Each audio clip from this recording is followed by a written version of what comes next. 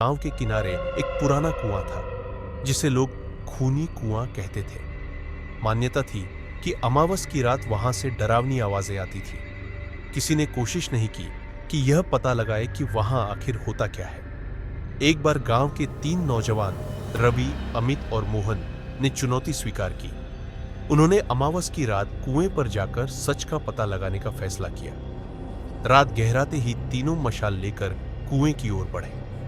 वहां पहुंचते ही ठंडी हवा का झोंका और सन्नाटे में गूंजती एक रहस्यमयी फुसफुसाहट ने उन्हें डरा दिया। जैसे ही रवि ने कुएं में झांका, उसे पानी में एक सफेद चेहरा दिखाई दिया। अचानक एक चीख की आवाज सुनाई दी और मोहन का मशाल हाथ से गिरकर बुझ गया। अंधेरे में अमित ने महसूस किया कि किसी ने उसके कंधे पर हाथ रखा है। घबराकर उसने पीछे मुड़कर देखा, लेकिन वहां कोई नहीं था। रवि ने साहस जुटाकर कुएं में रोशनी डाली। अंदर से एक महिला की डरावनी आकृति उभर कर आई, जिसकी आंखें खून से भरी थी। वह चीखते हुए बाहर की ओर बढ़ी, मेरी मौत का बदला दो।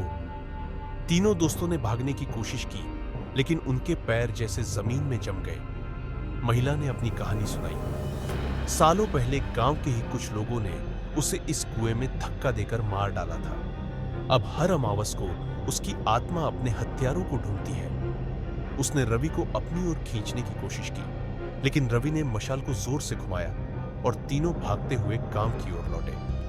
गांव में आकर जब उन्होंने सारा किस्सा सुनाया, तो बुजुर्गों ने उन्हें बताया कि महिला के असली हत्यारों का पता कभी नहीं चला।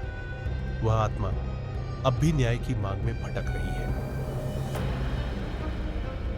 उस रात के बाद किसी ने कभी उस कुएं के पास जाने की हिम्मत नहीं की, लेकिन रहस्य अब भी जिंदा है। क्या वह आत्मा फिर किसी और को अपना शिकार बनाएगी?